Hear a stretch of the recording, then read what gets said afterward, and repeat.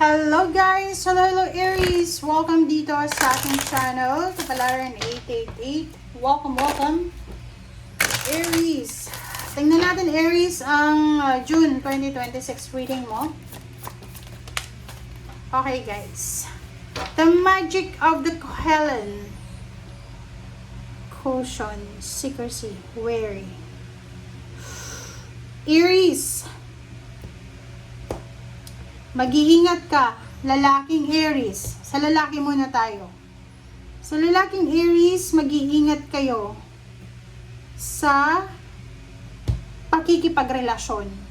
Kung may asawa ka, nagkakagusto ka sa iba, it's because of her beauty, sexy, body, parang ganon. Tigilan mo yan. Mag-iingat yung Aries na may mga third party. Kasi, sinasabi ng barahan na to na siguro sa ngayon, kaya mo yan na proteksyonan, but the universe is watching you. So, kailangan mag-ingat.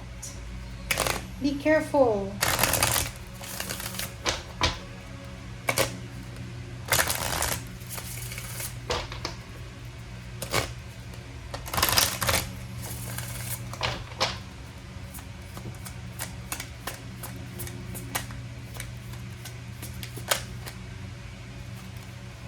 Alright. Igniting courage. Pakaloka ka. Ito yung sagot mo. 'Di ba? Sinasagot mo ng baraha eh. So, parang sinasabi ng baraha dito na if you are planning na magkaroon ng third party this June or ngayong May may third party ka, make sure na strong and courageous ka. Kasi, tingnan natin. Oh. Sabi ng baraha sa'yo dito, huwag mo nang ituloy. Huwag mo daw ituloy yung relationship na yan. Third party man yan. Sikretong relationship, sikretong trabaho. Surrender to the flow of life. Diba? Sabi sa'yo Aries, i-surrender mo na yan sa flow of life. Kung ano man yan na ginagawa mo, hidden, secret na love life, secret na trabaho, secret na kakakitaan, nako, mga illegal. Alisin mo yan. Malas yan.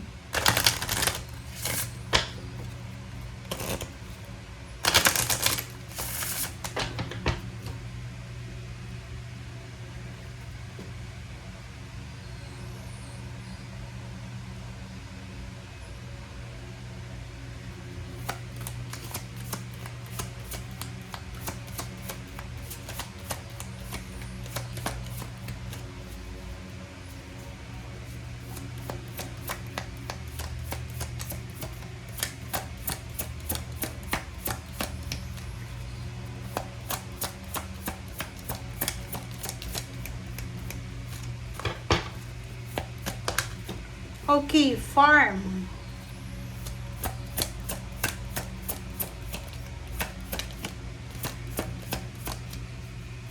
Nagtatrabaho ka ba sa farm? Phobias. Okay, yun. Sabi sa'yo Meron ditong mga Aries na may bad experience ka about sa mga secret na yan. Secret na relationship. Secret na trabaho. Ganyan, ganito. Sinasabi ng baraha may phobia ka na. So, kung may phobia ka na, huwag mo nang ulitin pa. Okay? Kasi kung ano yung consequences niyan, pareho pa rin yan. Before and after. May farm ka ba? Gusto mong magnegosyo ng poultryhan, tsaka piggery.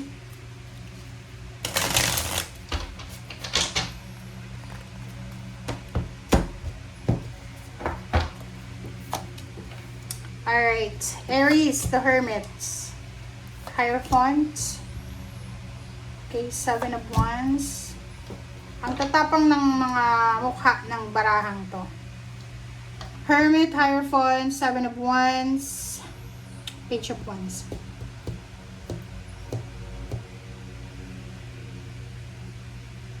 This is your future, guys. Sinasabi ng baraha sa'yo na kung sino man daw itong tumutulong sa'yo. This Hierophant is your mentor, maybe family members, love life, someone na pinaproteksyonan ka. Kailangan mo din na proteksyonan siya. Kung sino yung tao na nakakatulong sa'yo, Aries, kailangan mong proteksyonan. Okay? This month of June, may mahanap ka or may darating sa buhay mo na posibleng makakatulong sa'yo para gumaan yung mga pinapasan mo. It's either problema man yan, stress man yan, depression or whatever man yan. Okay. Wow. Emotionally, wala ka namang masyadong problema, lalo sa future. Present and current situation sa love life, family life, wala ka namang masyadong problema kasi you're supported ng family mo. Going stronger, emotionally, you're happy, contented, parang ganon. Sa future mo, sinasabi ka nun din, so walang dapat na ipag-alala. Puro future to, guys. Page of Pentacles, Page of Cups, Page of Wands. Lahat na ata dito. Oh. Diba? Sabi ng baraha mo, in terms of money, there's a hidden blessings, hidden accomplishment na darating sa buhay mo. Pero hindi pa siya sa ngayon, ha. So, halimbawa ngayon, Aries, halimbawa lang, ha, may mga utang ka, may problema ka sa pera, wala kang trabaho, may trabaho ka pero wala namang naiipon. Sabi ng baraha na to, okay lang yan. Okay? Okay lang yan. Kasi, ang future mo, lalo na sa pagdating sa pera, sinasabi na maraming hidden blessings na darating sa'yo na pwedeng magdala sa'yo ng accomplishment. Sa love life, ganun din. Maraming suporta.